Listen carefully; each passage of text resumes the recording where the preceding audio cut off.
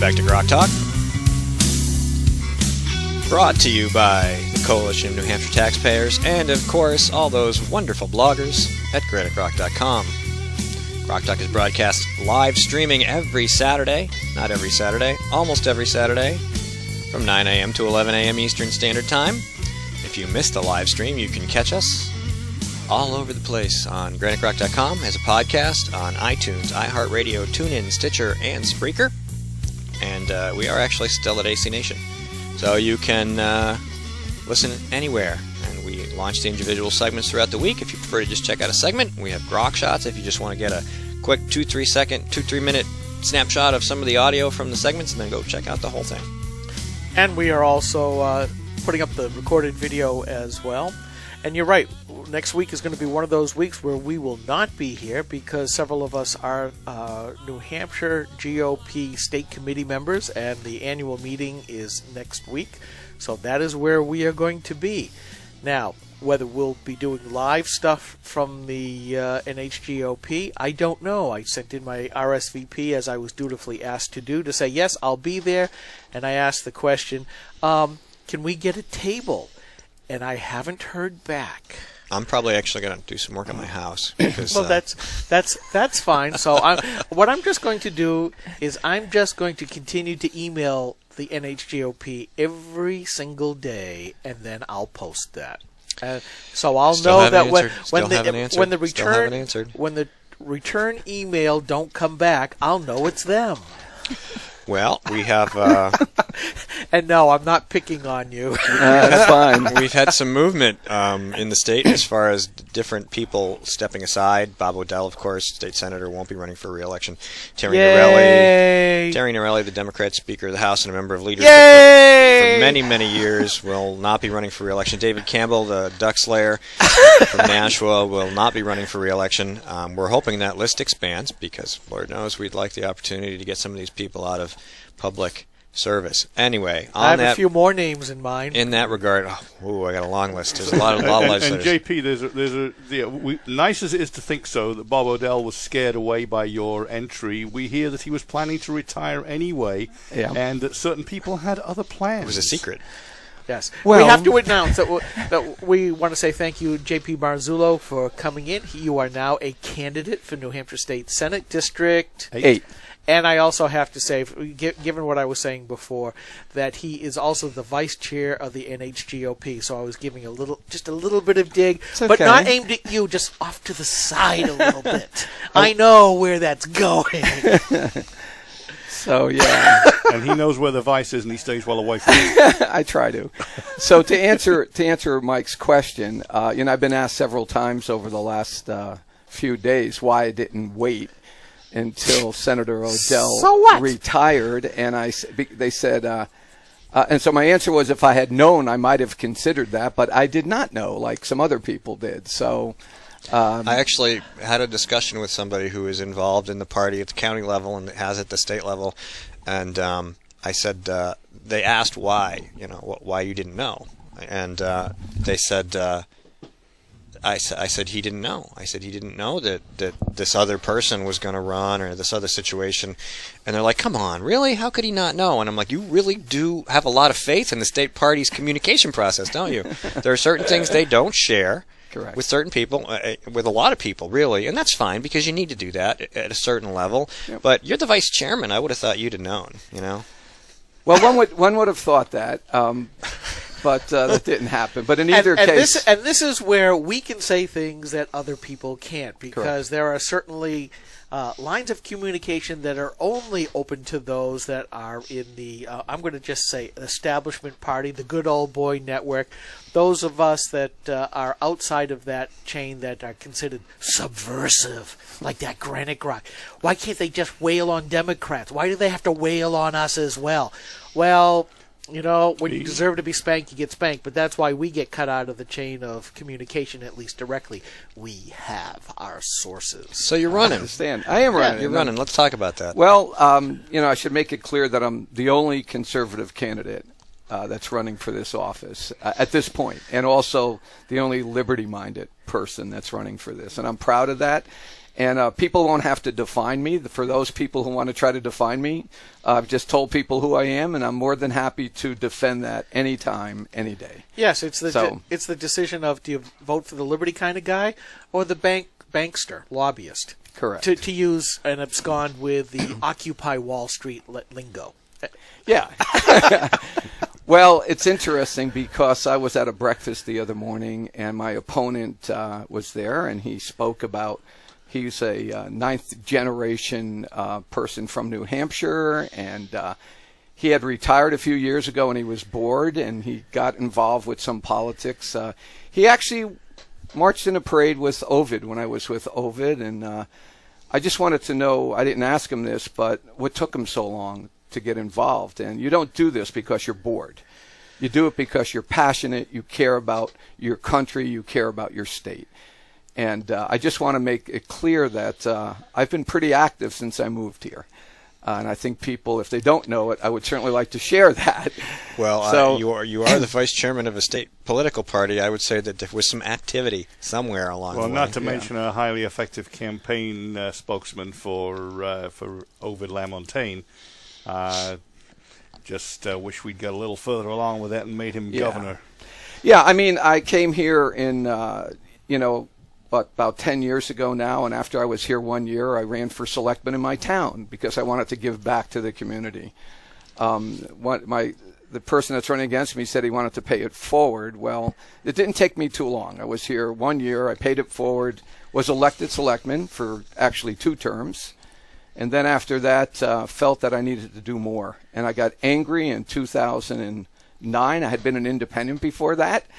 And I was very angry that Obamacare was really going to happen, and having spent almost 40 years in the medical business, knowing it very well, inside and out, I wasn't going to stand for that. I was really annoyed. So myself and 4 other people kind of rejuvenate the Kentucky Valley Republican Committee, which included 7 towns. I live in Deering, but it's Hillsborough, Bennington, Ware, Hancock, Henniker, that wasn't even in our county.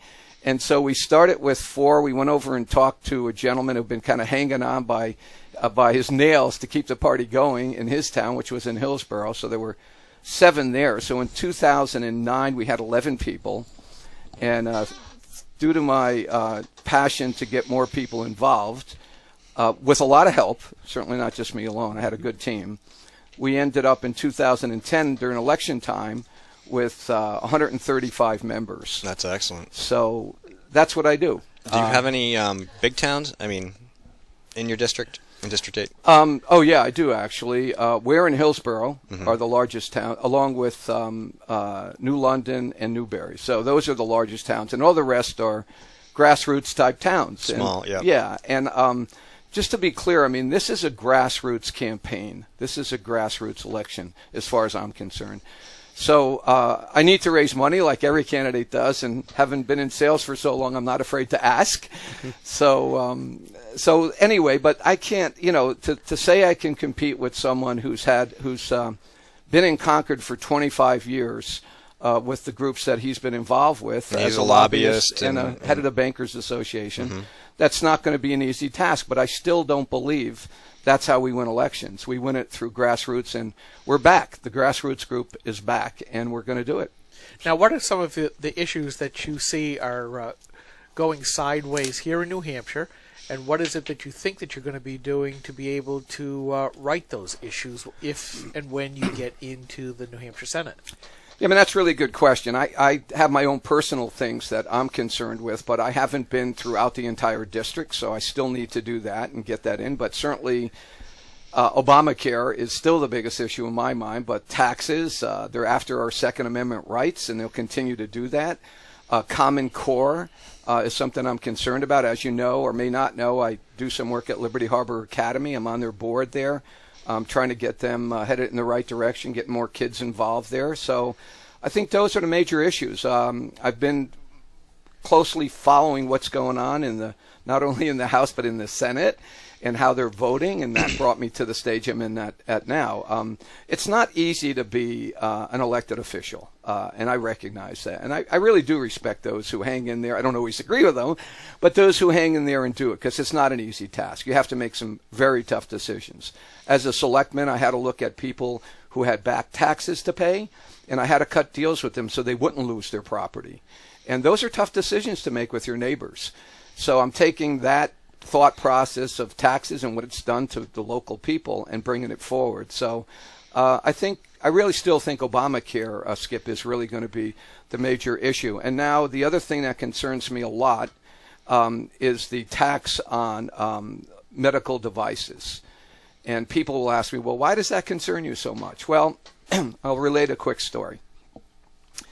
My mom died of breast cancer at 54 years old in 1969. That's how I got involved in X-ray, believe it or not. So I went to work for a company that just so happened to have a mammography system. And I became their national salesman within a short time. But the main thing was I got to work with good people, doctors, who were trying to figure out how to find out what the problem was and how to find the cancers, the small nodules that were against the chest wall. And at that time, they only had one technology to do it, and it was called xerography. Well, the dosage was very, very high to do that study. So you had to wonder, do you do the test, take a chance there's nothing there, but radiate the patient, or is there another technology? Well, there was another technology, and it was the company I worked for had another technology, so that they could switch from xerography to film, which X-ray film, which cuts the dose drastically. And what did that allow us to do? It allowed us to start screening women in a certain age group, and it saves lives. So if you put a tax on medical devices, that may never have happened. And that's what bothers me about that part of it. Now, that's a national, even though we have a number of medical device companies here in this state that are negatively affected by the Obamacare 2.5% medical tax. Right. What is it that you can do as a New Hampshire state senator against a national law? Since you brought that up, what is your remedy here? To nullify it? Well, no, I think what happens, that's a good question, actually. But I think what happens is, the states have the rights to do a lot of things on their own. I mean, that's why you have state rights. So I think you have to look at the entire Obamacare plan and find ways to allow this stuff to occur outside of that. And to look at, we talk about bringing jobs to the state, right? And we talk about increasing our right to get more people involved in these things and have more jobs and new companies come in. We're not doing that. So how can I do that as state senator?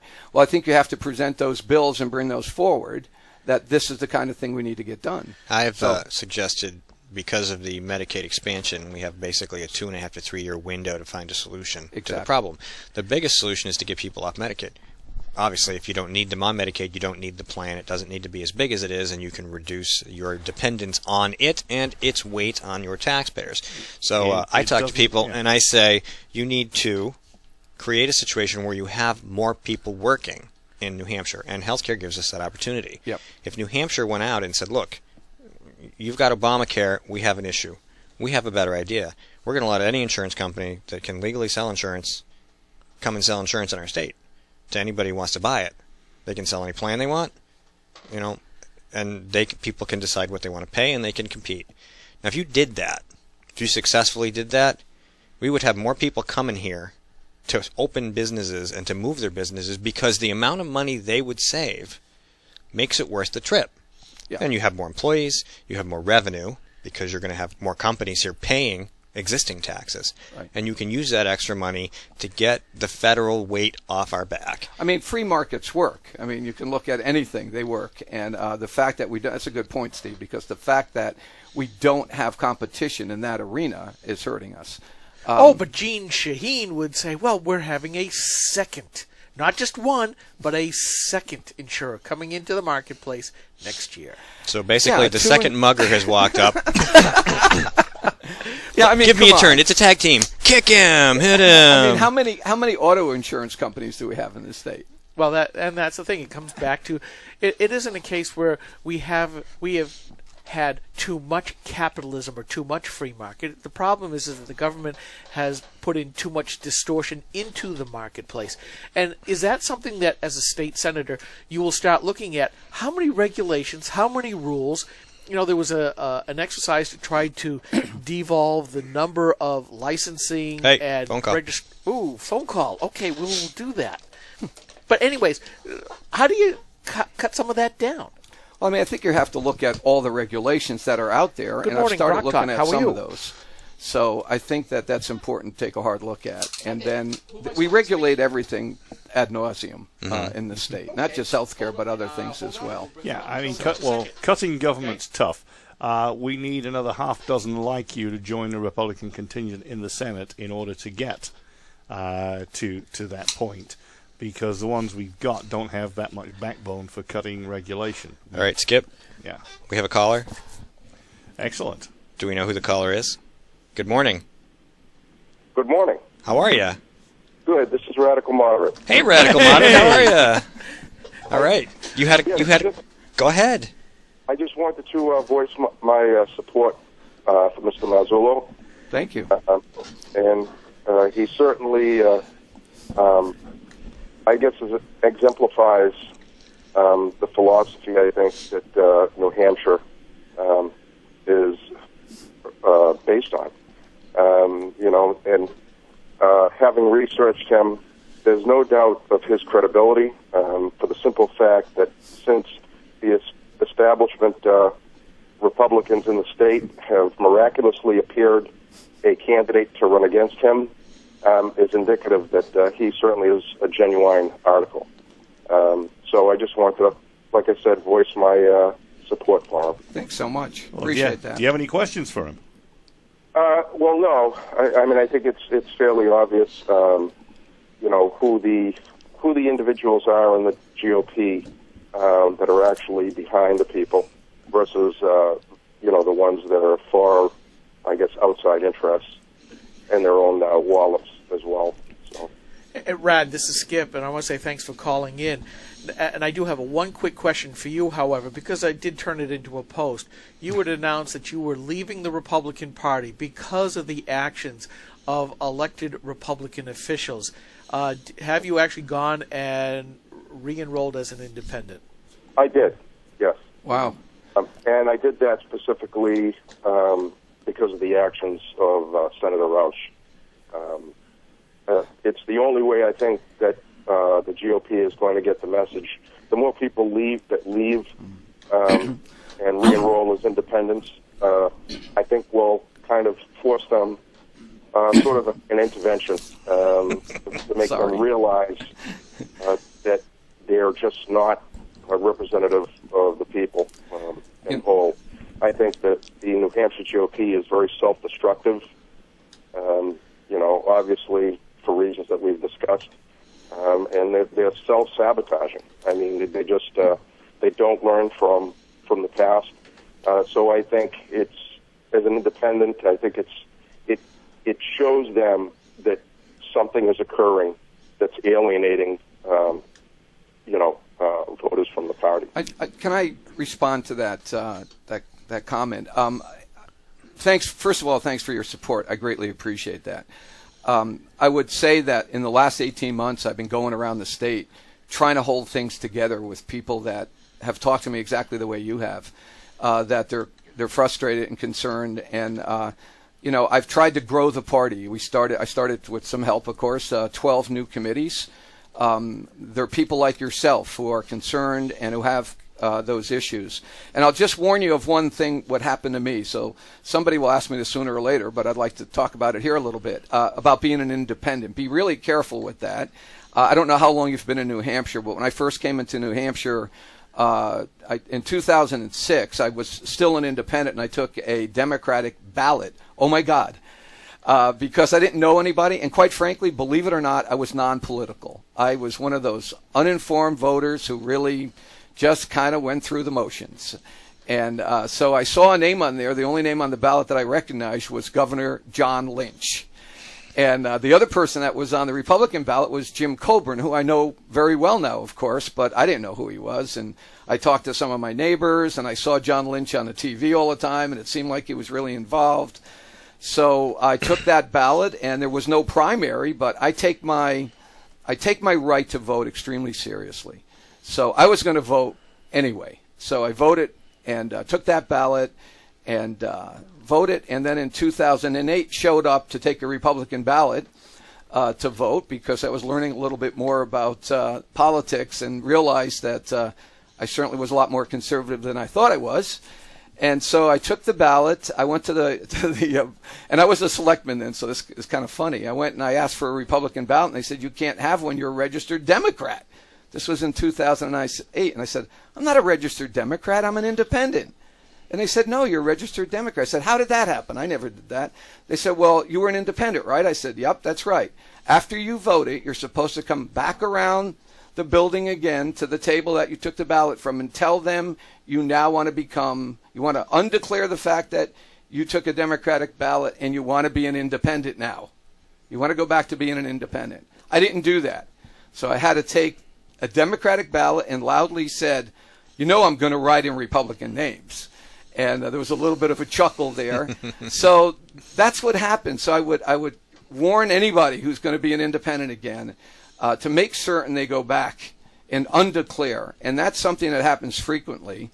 I talked to a friend of mine recently who happens to be the supervisor of the checklist. And I asked her, how frequently does that happen? She said, with new people, it happens all the time.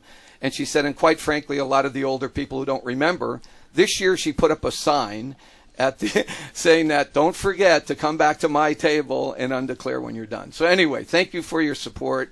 I really appreciate it, and we can win this. We can win this. All right, we're going to take a quick 60-second break. Rhett, thanks for calling in, and we'll talk to you again soon, and we'll be right back.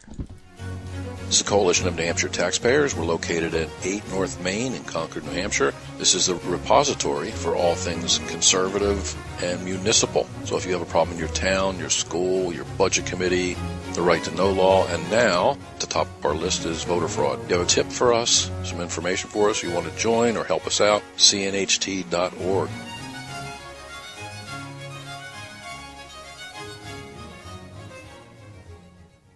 Hi, this is Rich Gerard, host of Gerard at Large in the Morning, the Manchester area's only locally owned, locally operated, focused, and interested, riveting radio show, heard live every Monday through Friday from 6 to 9 on 90.7 FM WLMW New Hampshire Family Radio, and available 24/7 live or archived at gerardatlarge.com. Be sure to tune in.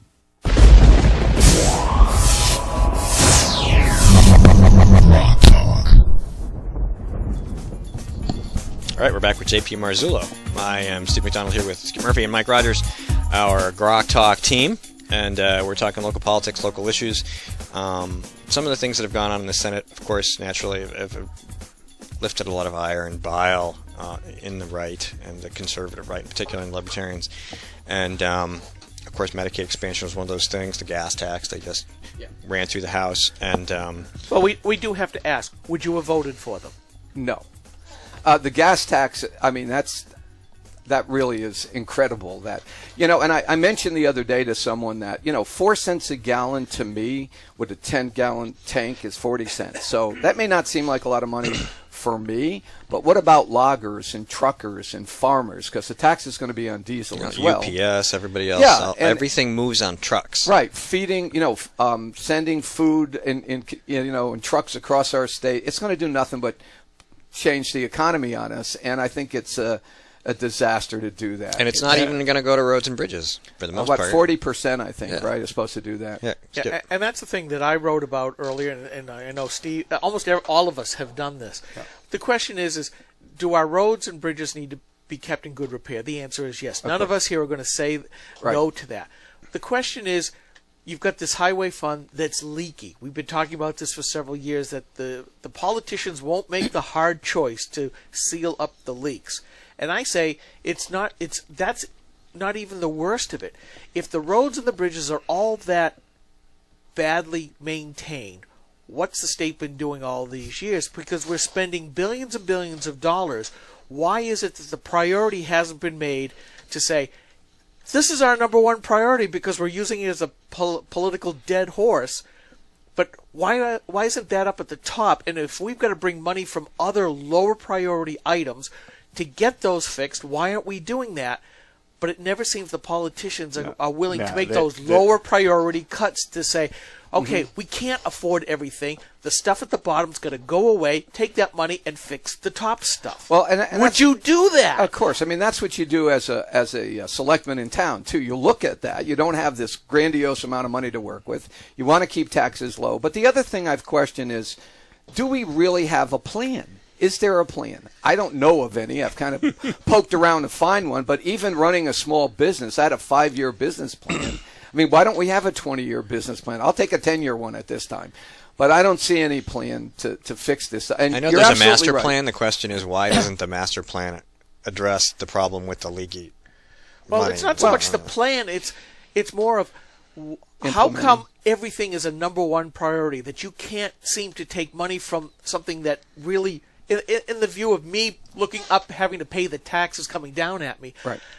Like a few years ago, Maggie Hassan took $2 million away from UNH to give it to adult diapers. Yep. I kid you not, folks. You know, Heinze did this on Granite Rock years and years ago. Oh, found that money in the budget. It's like, okay, what is so important about adult diapers? And I'm not going to get into where for all well, all at that least she stuff, took it from but- the right place. Yeah. UNH doesn't need it either. Yeah, but still, that's the kind of thing to say, what are the things that are nice to have, the wish list, versus the stuff we really ought to do, versus this is the rock bottom stuff that people expect us to do in state government, which is keep up the state roads. You're going to have to give a short answer because we got about a minute left.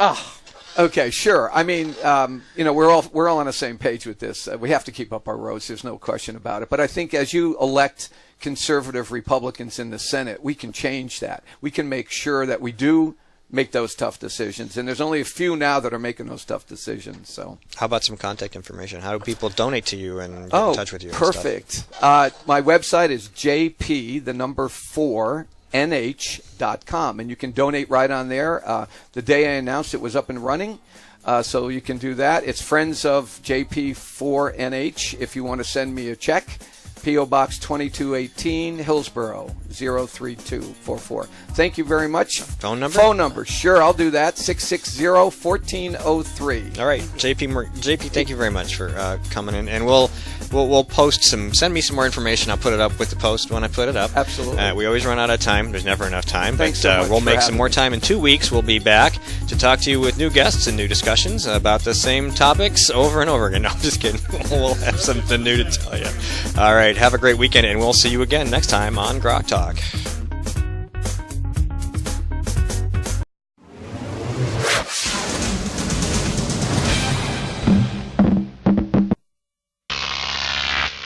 Grok TV.